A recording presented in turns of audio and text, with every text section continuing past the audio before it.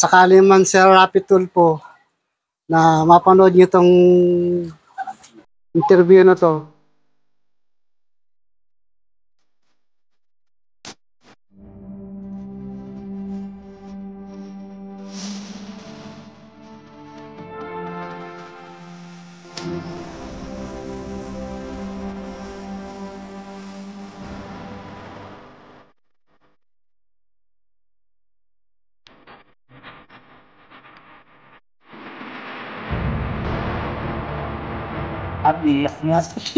Ito po yung bahay namin na butas-butas. Saan kayo natutulog dyan? Ay, dito kami natutulog. O, ito lang ang tagpit, butas-butas kahit tumutulog, pinagtsasagaan namin. At yun, Ayan, maliwanag. mga karton ang mga kwan namin, wala kaming gamit. Hindi ba mainit yan na pagka... Hindi may ilaw. Kaya pinagtsasagaan lang namin. Mainit. Ilan ho kayo natutulog dyan, Nay? Bali, 5 lang kami natutulog dito. Yung asawa ko, ako, yung 2 anak kong babae. Buti nagkakasya pa kayo. Eh, talaga ganyan, sir. Eh, wala kaming ibang kundi pinagtatagan lang namin, sir. Kung halimbawa, paalisin kami dito, hindi pa namin alam kung saan ulit kami titira. Kasi, pang-apat na ano na naman ito, sir, eh. Pang-apat na bahay nyo na. Natirahan. Wala kami talaga iteding fan. So, ibig sabihin talaga wala kayong lupa, no, na pagtitirikan. Buti yung may-ari nito pumayag po sa inyo na... Ay, pumayag naman, sir. Eh, dati dyan kami. Oo, sa pinagtatayan din ng loob na yan. Ayun daw, mga kalingap, dati nilang tirahan. Na rin kami dito. 14 years na rin kami dito. Pero dito sa lugar na to, 20 years na. 14 years. 14 years.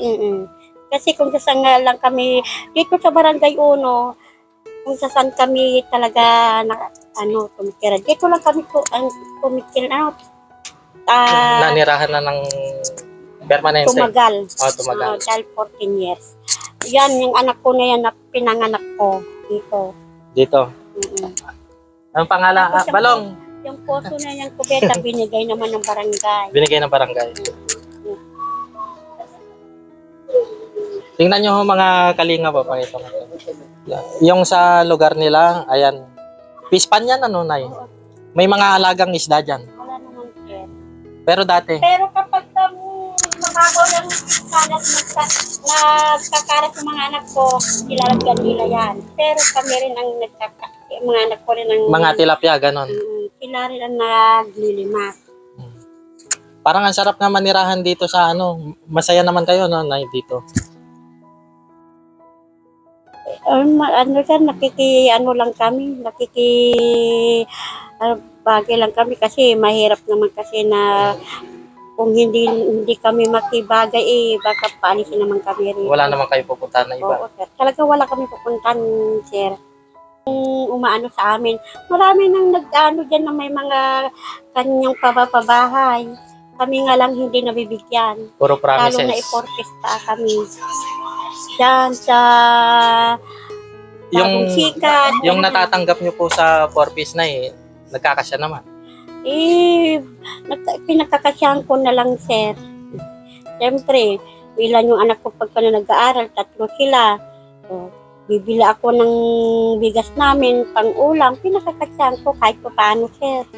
Basta makakain lang kaming magpamilya. Kung sakali man Sir Rapi Tulfo na mapanood niyo tong interview na to, humihingi kami ng konting tulong sa inyo. Sa abot kayang makakaya lang po ninyo. Malaking pasalamat na po sa amin yun. Kayo ang idol namin, Sir Rapi Tulfo. Salamat. Baka may ma-interview ka pa yun sa akin. Okay, Sir Rapi. Ito parang may kamukhang artista. Sino? Si Miriam. Marian Rivera? Marian Rivera? Oo. Guys, ating silipin yung bahay nila, James at Hazel. So, tara na po. Ito po yung CR po namin. Tagilid na po yung bahay. Ano? Medyo marupok na po. Ibigay na nga po yan. Isang bagyo lang dumating dyan eh. Tutumbo din. Kasi ito po yung kwarto dati. Ito guys, sirang-sira talaga. Wala na pong nakakal dyan eh. Wala po. Ito, Apo. oh. Wala. Tapos ito po naman po yung kwarto. Ito mga kalingap, ito po yung bahay nila sa malapit po sa creek na kung saan sila po ay nagtayo ng bahay. Kasi ito po yung kwarto ng kuya ko na kauwi lang po ng Nueva Ecija, yung asawa niya po. Na may anak na 3 po. Ito po. Wala po. Nagpunta po Nueva Ecija. Nagbiyahe po kanina ng Nueva Ecija. Ito yung panang baby, oh. Opo. So guys, oh. Kauwi lang po ng Nueva Ecija. Pasok tayo guys, tignan nyo. Ito po yung tulugan po ng bata. Tapos tignan nyo po dito, Irrigation as in po. creek na po. Paano pagka sasabihin? Hindi na. Kunin mo to, pre. Sanay na po siya. Ito na yung creek eh. Yan. Lupa tapos itong higaan po ng bata. Umukauwi lang po ng Nueva Ecija kanina. Alam po ng bata. Pagkan po gustong lumabas. Kaya nga po. Oh. Ako, wala na talaga po. Pabigay na po. Okay. Kasi ito na po yung kanya talaga. Sadyang maliit lang po talaga.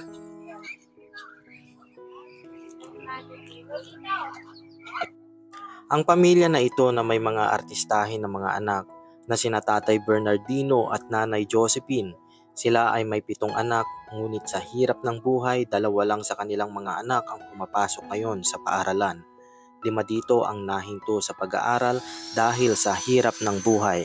Sa kabila ng kahirapan sa buhay, hindi nawala ng pag-asa na mangarap na makapagtapos sa pag-aaral upang makaahon sa kahirapan. Ito ang buhay ng pamilya ni Tatay Bernardino na patuloy na nagsusumika para sa kaniyang pamilya, at sa maliit na tahanan na ito na pinagtagpi-tagpi, dito sila magpapamilya naninirahan kasama ng kanilang mga 7 anak. Ito ang kanilang istorya sa likod ng kanilang mga pangarap sa buhay. Mga kalingap, bilang suporta sa pamilyang ito, ay huwag kalimutang mag-like.